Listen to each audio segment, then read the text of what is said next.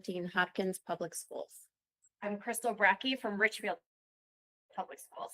And Casey, proudly representing St. Louis Park. I'm Heidi Marty with West Tonka Public Schools.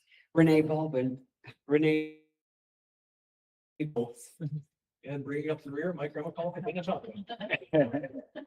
And we have two board members who are unable to be with us this evening, but send their regards.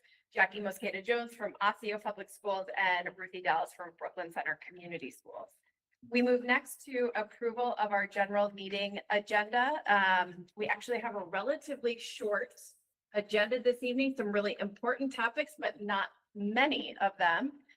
And also just want to share with anybody who might be watching, one reason for that is that the board just did a 2-hour retreat together. And so since we were early here for a retreat, we also wanted to really balance that by having probably a little bit of a lighter board meeting than might be typical while still accomplishing the important work that we need to do.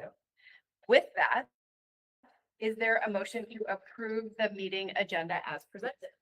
So moved. Second. We have a motion by Kim Ross and a second by Mike Remicall. Any discussion? All in favor, please say aye. Aye. Any opposed? The chair votes aye and the agenda is approved. Next is open forum for community comments, and I don't believe we had anybody request time with us this evening. No, Madam Chair. Thank you. We move to the consent agenda containing routine business items that we approve as a slate unless a board member requests an item removed for individual consideration and discussion. Looking around and seeing none, is there a motion to approve the consent agenda as presented? So Second. We have a motion by Shannon Andreessen and a second by Renee Bowman. Any discussion? All in favor, please say aye. Aye. Any opposed? The chair votes aye and the consent agenda is approved. So we move next to the Business Services and Labor Relations Report. This evening, we have a financial report, which is a request to approve the 2024-2025 budget for the school district. And so I will call up Brian Schultz, our Executive Director of Business, before we will be asked to take action. All right, thank you, Madam Chair, Board Member, Superintendent Dowd. So we are here this evening to seek approval of the fiscal 2024-25 District 287 budget. This is required by statute by June 30th every year for school districts. So this is a statutory step for us and as well in your member districts. So first, I just want to go over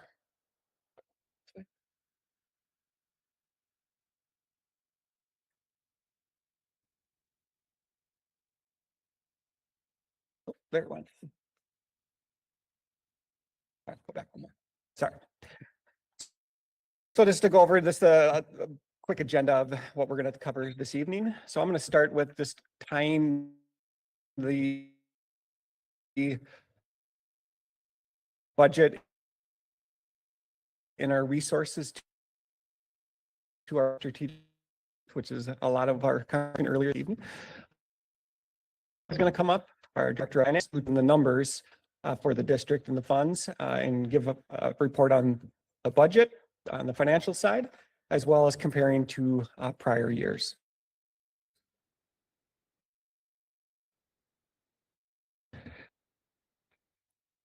So again, right when we districts, or in most of them anyway, and it wasn't my prior, but we always looked at our resources and how we're spending district funds on meeting the priorities of the district, which are in our strategic priorities, right? We've worked with our communities, our families, our staff. What do we need for our students, families, etc., for our district? So these come out in our strategic priorities. So every year before we start the budget cycle, or on that, what we get from the state through grants, etc. So we always look deeply at that. How are we using those resources, and then how can we potentially either move money around better serve and meet the strategic priorities of the district. And for our district, those three priorities. So I'll go on each of those, or yeah. I think I have to point backwards maybe.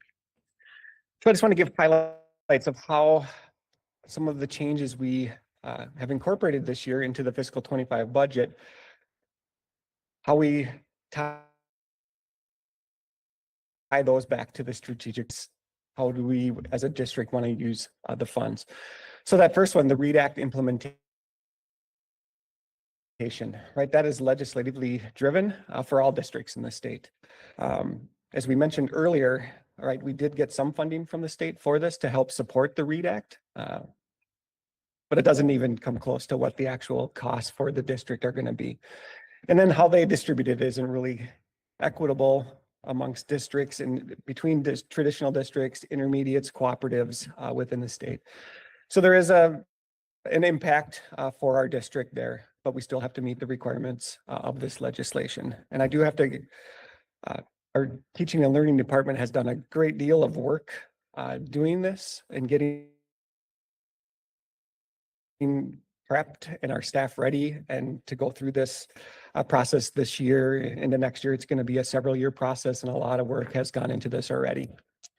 The next item is our iTrack, which is a big program for the intermediates in the state. So where it's a cooperative or collaborative program to bring non-licensed staff to get them licensed in special education and become licensed educators for it. So a grow your own program. So we are adding a navigator to this program, which is going to support and engage the journey workers and the apprentices within the program and support them throughout that process. So that is a key change for this year. Cybersecurity.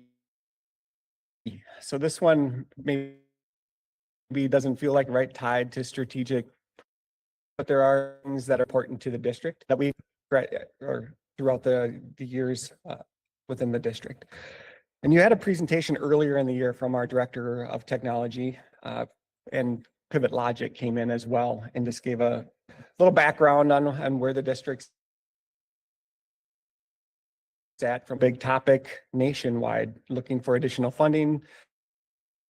Schools typically, right, with the small amount of resources, sometimes don't have that's not an area where they invest highly. So they become vulnerable in these areas. But we have invested this year, which we talked about earlier in that presentation, earlier in the year, around managed detection and as well as managed security awareness services, which is around training for our staff around how can we be better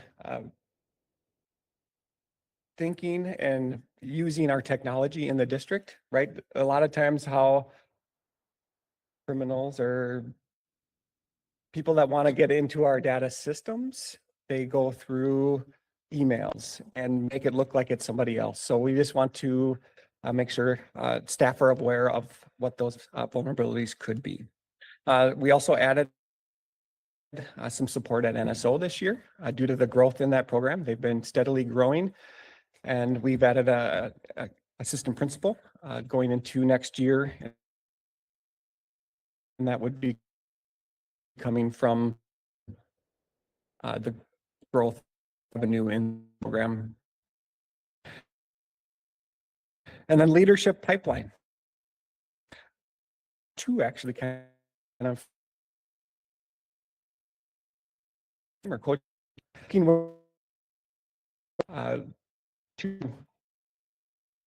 to an administrator, right? There's a grow your own administration. So we wanted to grow a program within the district, which is going to be led by our director of, which we heard about earlier. And then the ESP program, from a growth standpoint for our ESPs, but there's a new requirement around highly qualified staff to be allowed to be reimbursed with special ed funding. which is significant for our district and our budget. So this program is going to help our staff, which I believe we have about 162 staff that we need to get this highly qualified certification. So that program will work with those staff as well. ALC transportation is another area. This was through legislation. We are now part of, as you heard earlier, last year, in the last legislative session, they did allow traditional districts to submit for ALC transportation for some additional funds that were granted. Intermediates were not part of that. That was changed this last legislative session. So we'll now be part of that pool and can also qualify for additional funding to support transportation for our ALC programs. Our coaching model in the district, we're not making any changes in the overall coaches we have for the district. It's really around aligning the coaches and the services they provide to our staff to really give less touch points, where we have a more overall knowledgeable coach, where instead of having to go to 3 different individuals to get support either around instruction or behavior or due process, they have more of a one-stop shop where, right, I don't have to set up 3 different meetings. It can become a lot more efficient and helpful for our staff. And then SL, social and emotional learning curriculum, is another area that we're investing in. As this was a curriculum that we got determined with input from teachers, students, and community members and families. And we do have a different program or curriculum at each of our levels for elementary, middle schools, and the high school.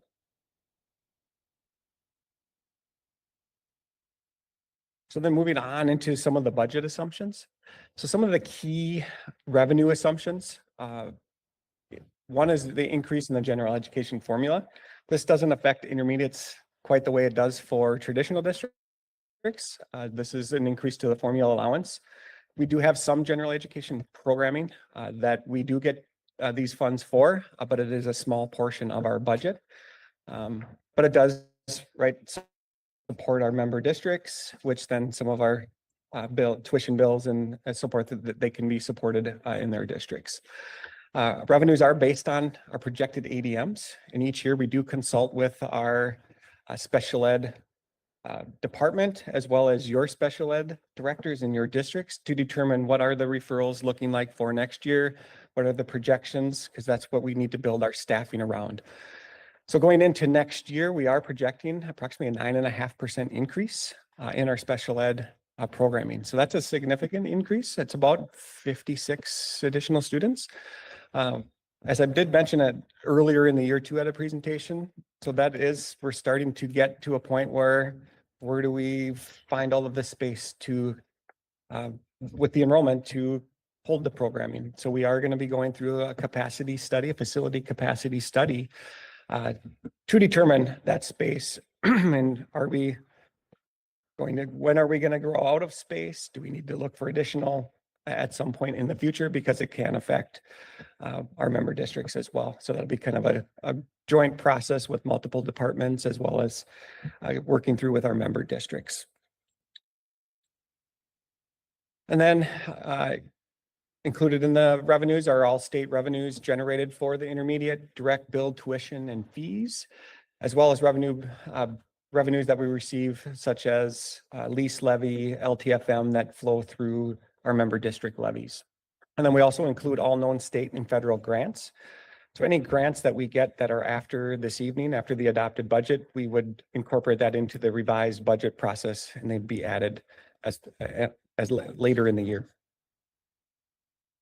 And then some of the key expenditure assumptions. So again, as mentioned earlier, we do align the expenditures to the strategic priorities of the district. They are aligned and prioritized to promote recruitment, retention of high quality, culturally competent staff. That is a big component for the district. We do go through a lot of hiring during the year. So this is a very important process for the district. And then staffing costs, which is a significant portion of our budget. About 85% of the district's budget is staffing costs, around between salary and benefits. So those budgets are based on either settled contracts, which most of our contracts are settled for fiscal 25, or we use estimated historical averages for unsettled contracts, which we really only have one that's ending June 30th, which is our local 284. So it would be custodial, admin assistants, and child nutrition. So that will be starting up negotiations for the fiscal 25-26 contract for that group near future. And then we are several years ago in collaboration with our member districts going into next year. So with that, I'm going to turn it over to Gloria, who's going to go through more of the summary before you, which will be helpful figures that Gloria will review with the board. Good evening. Thank you, Chair Brackey and school board members for having us here tonight. As Brian said, I'll be going over the number portion of the budget report tonight. And you have the worksheet in front of you. If you want to follow along there, it might be easier to read than what gets projected here on the screen. I am going to move to our first area just to highlight a little bit about the worksheet or a reminder for those of you that have been around for a few years is that blue column is our projected beginning fund balance as of 7/1/24. Those are the same numbers that you adopted when you approved the revised budget for 23-24. So those numbers will be updated when we present the audit to you in December with actuals. But right now we use that projected. And then, of course, we have the revenue and expenditures projected there. And then the fund balance, basically taking the beginning, adding your revenues, minusing your expenditures to get your fund balance, and then any requested transfers to get your adjusted fund balance. So I'm going to first cover the first portion of the general fund, which is the general fund unassigned.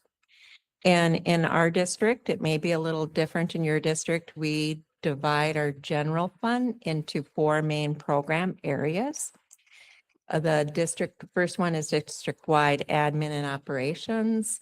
Second one is ALC and academic education programs, career and technical education programs, and then special education.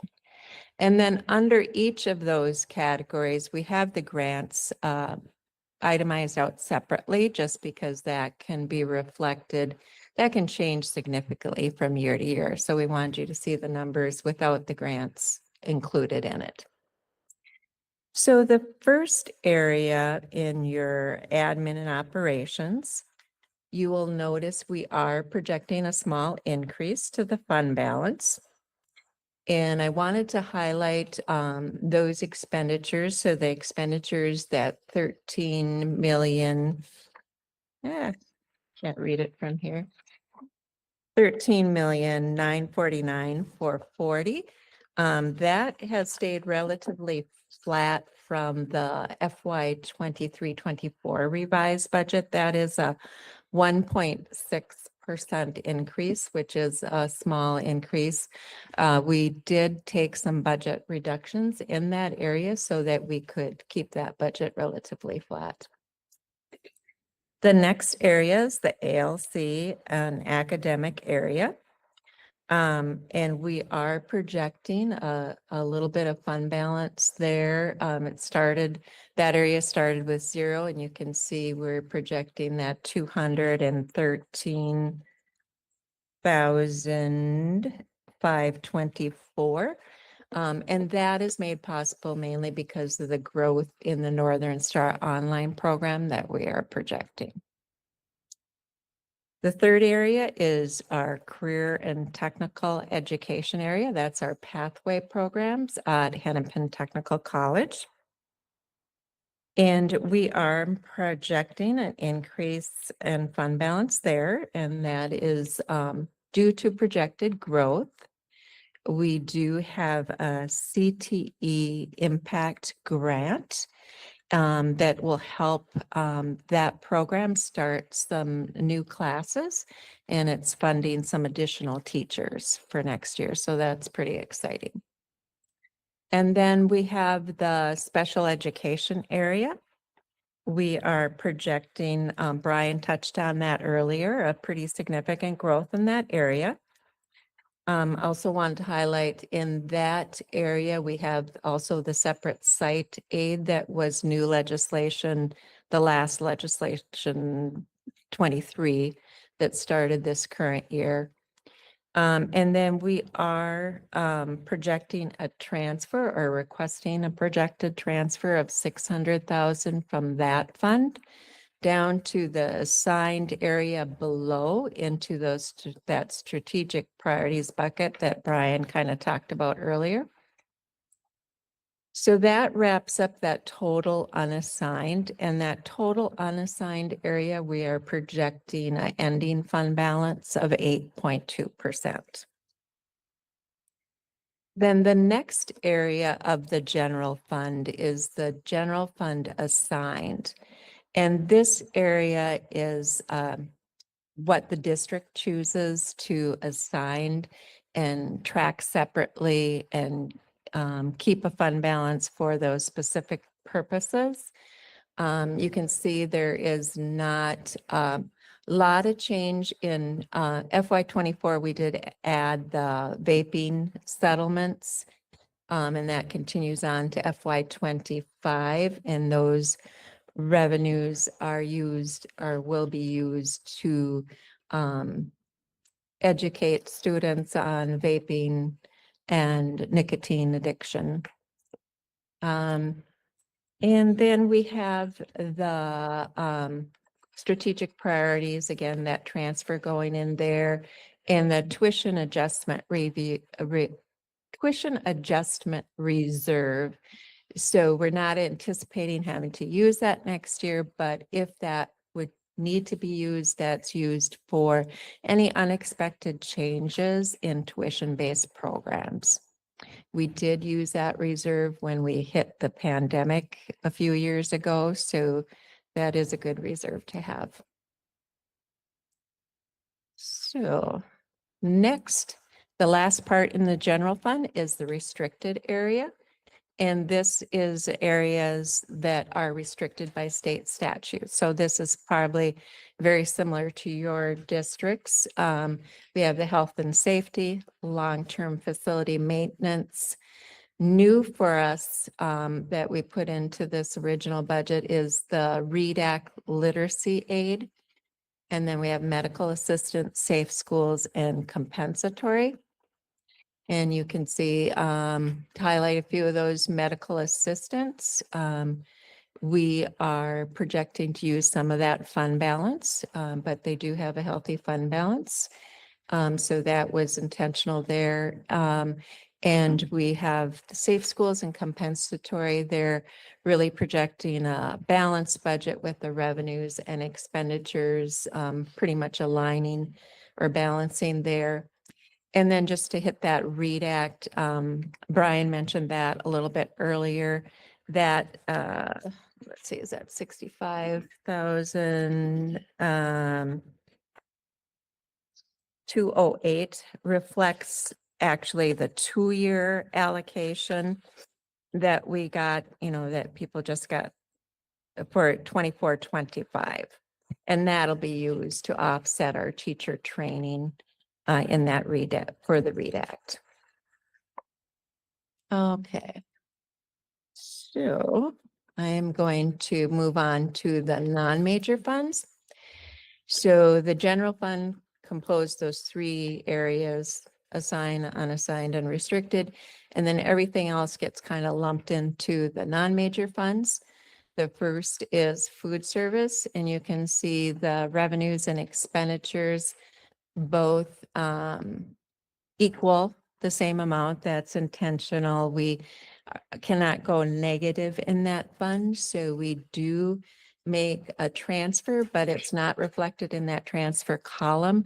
What it ends up being is an expenditure to the admin and operations area in the unassigned fund balance. And then it's a revenue into food service.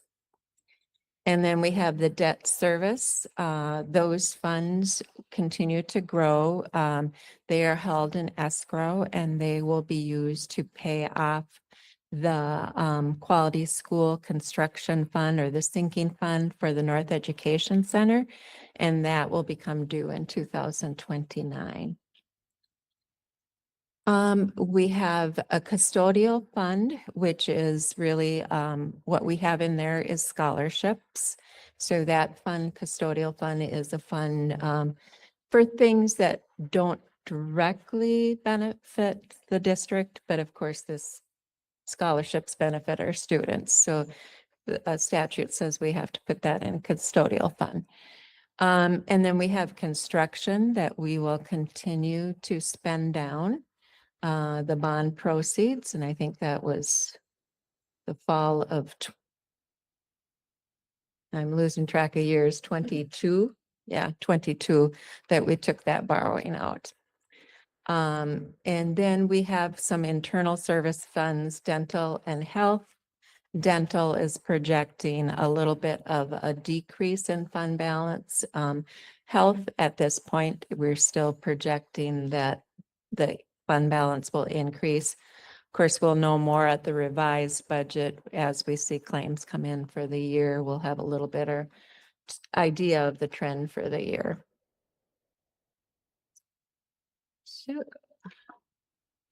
So summarizing the general fund, so this is only the general fund.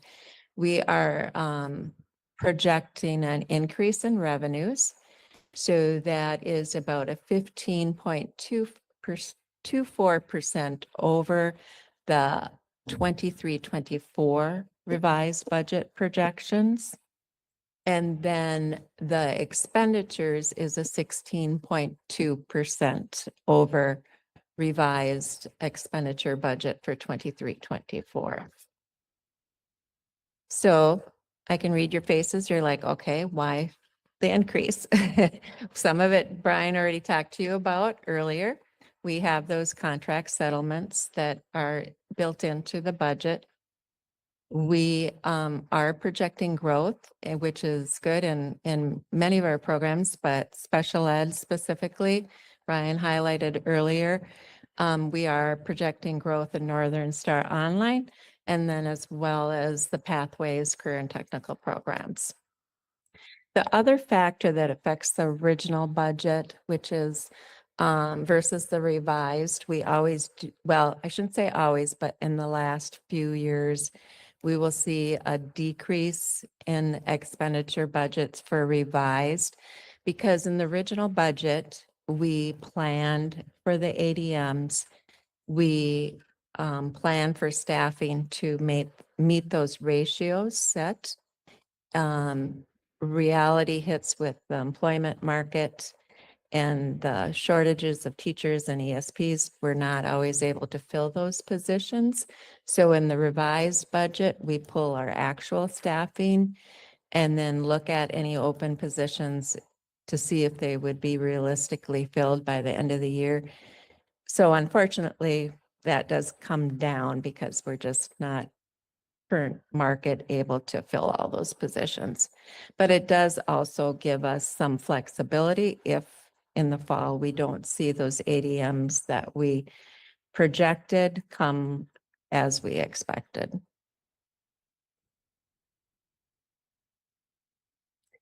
So to highlight on the unassigned or unrestricted fund balance, we ended with we are projecting a 8.2% ending fund balance. This is within the board parameters or policy of at least 6 to 8%. And it is a little lower in FY 22-23. Our actual was 8.6%. And what we projected in FY 24 revised budget was 8.7%. It is important to note that the actual dollars did not go down. They actually went up a little, but as the whole general fund expenditure budget increased, the comparison to unassigned percentage becomes smaller. So that's why you see a little bit of a drop there.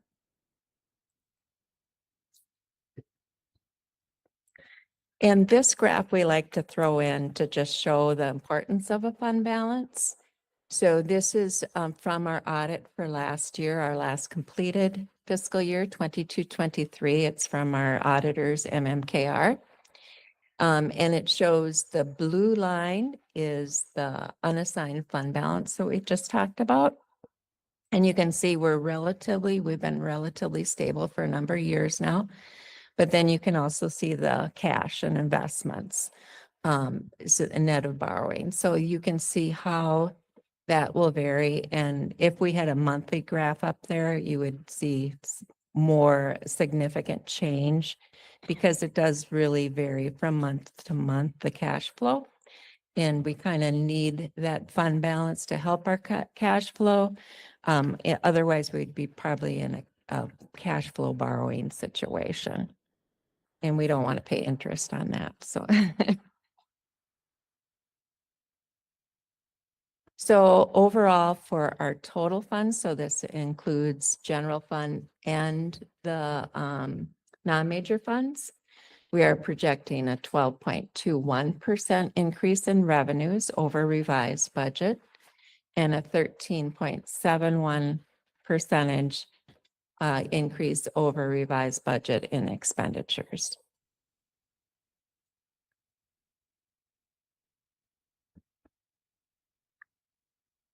And then to highlight those transfers again in special education, we are projecting 600 to strategic priorities, and those will be used to continue funding those priorities, themes and goals set in our strategic plan. And Brian kind of highlighted earlier what those intended uses of those strategic priority funds will be for next year. And then we had the food service. The food service transfer equaled 478,668. And again, that comes from district-wide admin and operations as an expenditure, and then flows into the revenue of food service. That's a little bit of an increase at 55,857 over the revised budget. And that was mainly due to your normal kind of inflation contract settlements. We're still projecting the revenue a little bit lower as we're kind of figuring out the impact of the universal meals, free meals. And then we've talked about in the past why we have that transfer. And it's because we do have smaller schools, less ADM, so we lack that economy of scales. We do try to incorporate efficiencies where we can. We do try to take advantage of joint purchasing arrangements or agreements for our non-staff cost. And currently we have arrangement with Anoka Hennepin for milk, Osseo with food. So we're tapping into their volume to get better pricing there. And then we are utilizing Hopkins to supply meals for our Ewable care and treatment site.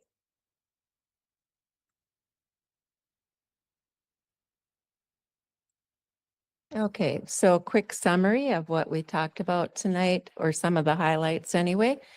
We talked about the admin and operations, projecting a relatively flat budget from prior year. And then projected growth in those career technical Northern Star online and special ed programs.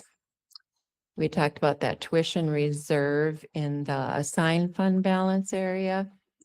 and how that can help with potential losses, particularly with MDE tuition or other tuition-based programs.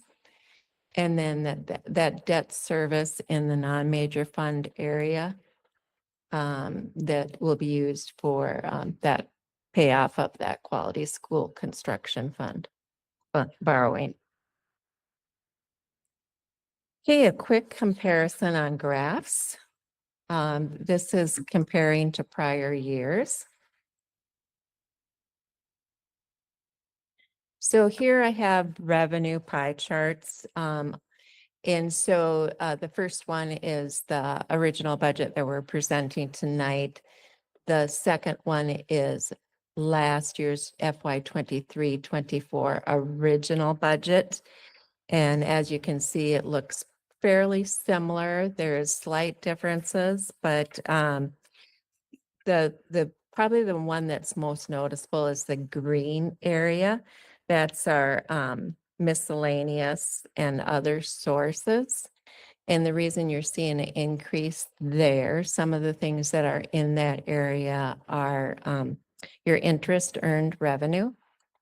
And then we do have for next year a grant in that area. Most of our grants probably fall in the state and federal area, but we do have some in the miscellaneous area if they're not through those agencies, and that's why you're seeing that increase a little bit. You'll also see that invoice services and state services or state sources, the percentage is about the same as last year, but you can see the well, you probably can't see it very well, but the dollars did increase there to reflect the growth that we talked about earlier. And then we have the same pie charts for the expenditures. And again, very similar, a few little highlights. And it's not very visible, but the purple area is district-wide admin and support. This did see a decrease, and that reflected the budget reductions. Special ed reflects the growth that we talked about. Otherwise, you're seeing the percentages pretty similar to prior year.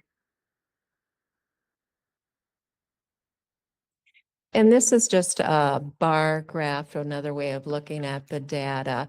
And this is in thousands, so the numbers on there, you'd want to put 3 zeros behind them. You can see the orange columns. We have general fund and then we have all funds. The orange column is your budget you're looking at tonight, the original FY 24-25.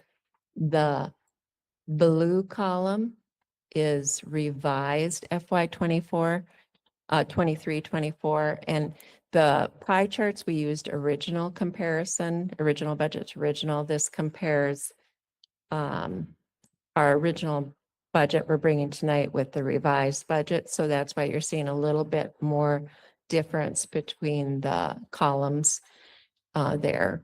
And then you have the 21, 22, and 23 fiscal year actuals, because we have actual data on that. And then the same thing for the expenditures. And I should note that this does not include construction because we wanted to factor that out since we don't always have construction.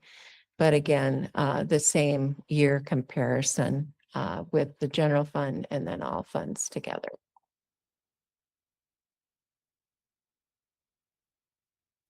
So I wanted to give a big thank you and shout out to everyone involved in this budget process that helps my job be a little easier. So we have involvement with the principals, administrative assistants, school improvement teams, district-wide and operational leaders, as well as the admin supports in those areas, and then the finance and HR teams. And I should also thank Rachel from Communications who gave me the lovely pictures for the presentation. Otherwise, I would not be that creative, so. But with that, are there any questions for myself or Brian? Thank you so much, Gloria, to Mhm. you in particular, but also to all the people that you just acknowledged. You do such a great job every year of laying this out Oh, so clearly. So thank you for that. Are there questions or comments about the budget that is before us tonight with a request to approve? Dan? I want to say thank you so much to both of you. We were, in the same process as we approved our budget. And just seeing all the work that goes into it, our finance side, and seeing you guys do the same, it should really means a lot. It's a lot of numbers, a lot of figures to go through, and for you guys to simply present fully. So good on all of you.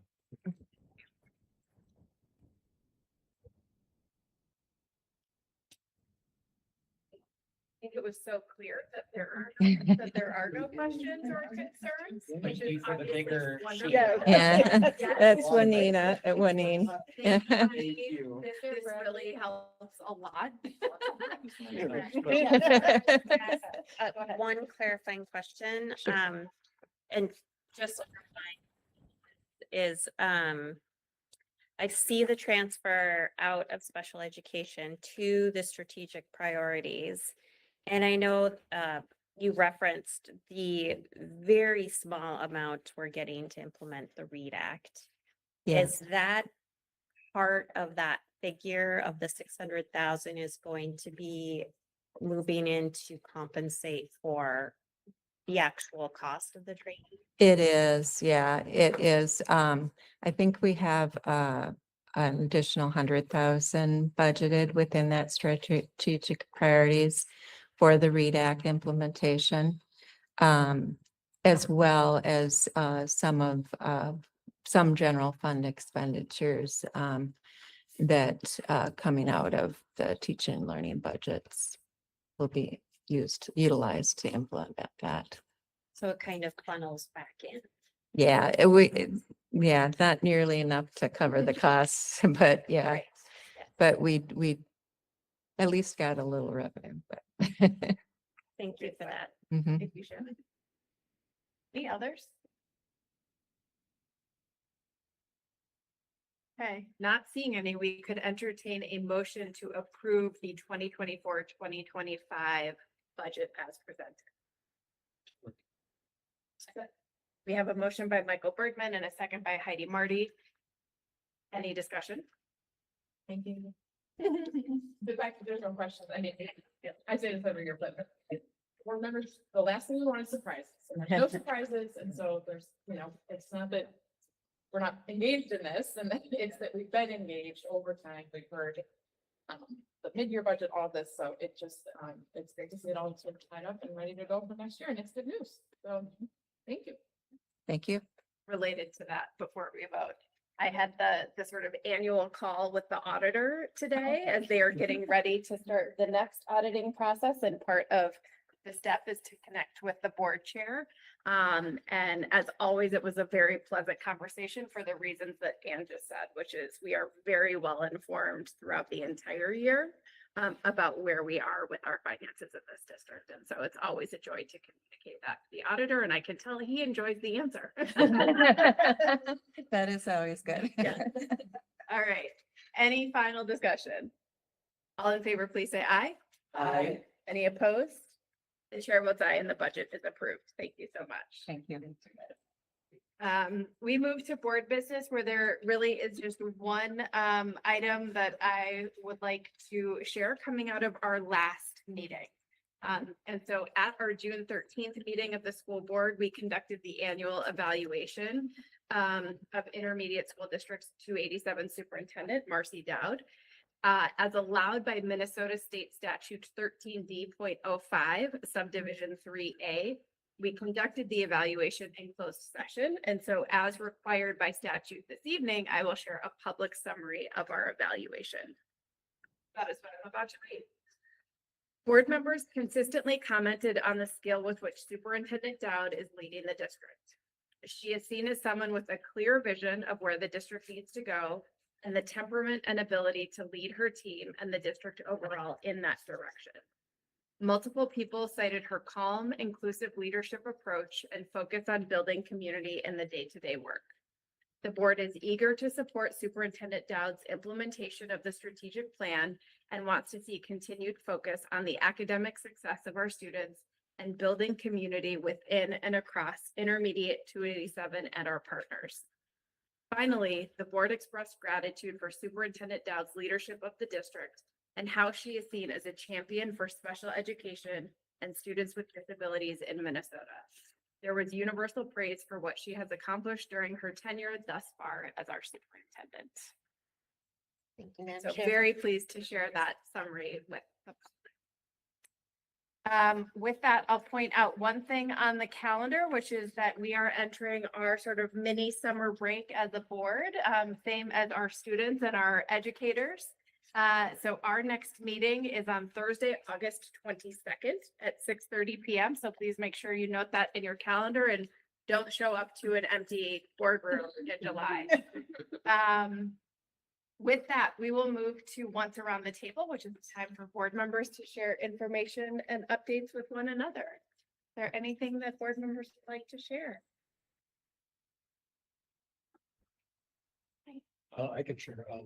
Minnetonka is part of a pilot program from the JED Foundation in conjunction with the AASA. And for those of you who don't know, the JED Foundation it's actually a foundation on the East Coast.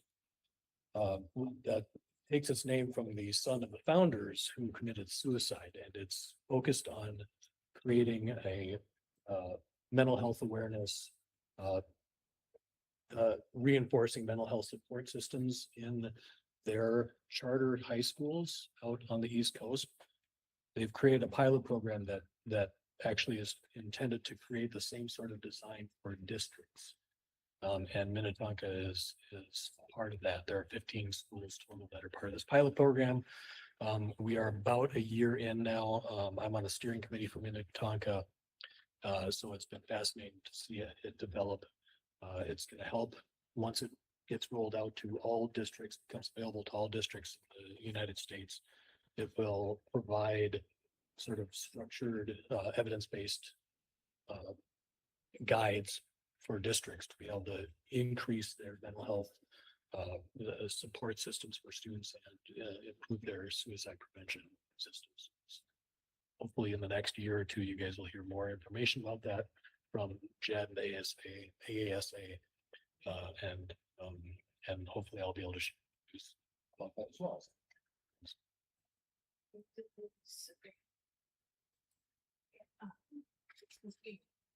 Kim McGuire, retired for, I believe, the third time.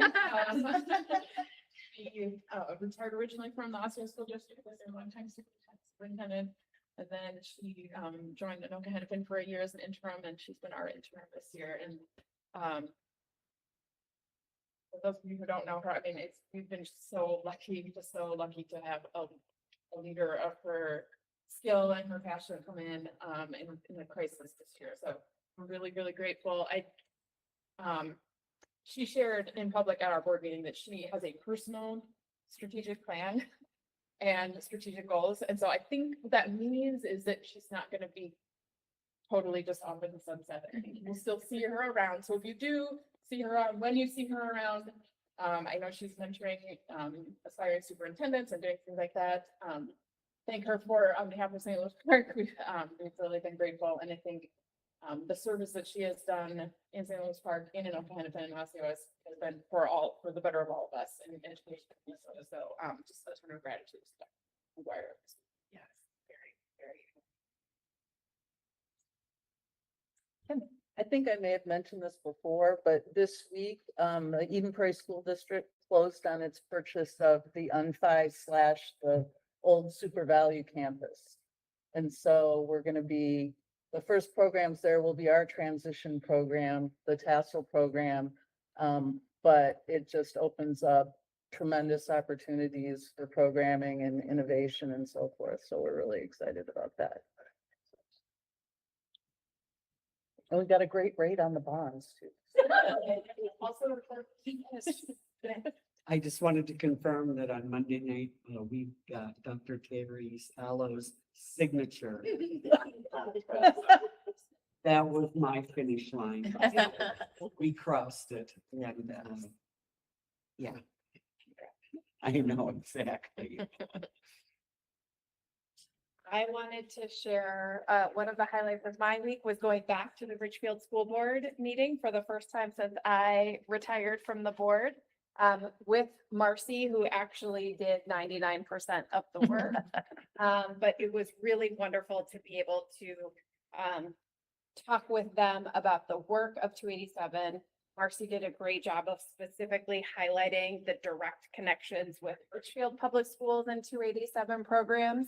And then we closed off by talking about our Share the Success and Recognition section of our board meetings here and shared the video of Sitlali, the Richfield student who came and spoke with us in October, as a great example of sort of the partnership and extension of Richfield Public Schools into 287 programs and support. So I think we set the bar really high for the rest of their meeting, but then we got to go home. So it was great. And much appreciated. I heard a lot of gratitude, and I'm just glad that they got to meet you as well. I open that up to any member district. Yeah. Highly recommend. Yeah. Anything else? Okay, well, with that, we are at our final item, which is adjournment. Is there a motion to adjourn? Second. We have a motion by Ann Casey and a second by Heidi Marty. Any discussion? All in favor, please say aye. Aye. Any opposed? Or votes aye. We are adjourned at 7:23 PM. Enjoy this summer evening and we'll see you in August. Cherry.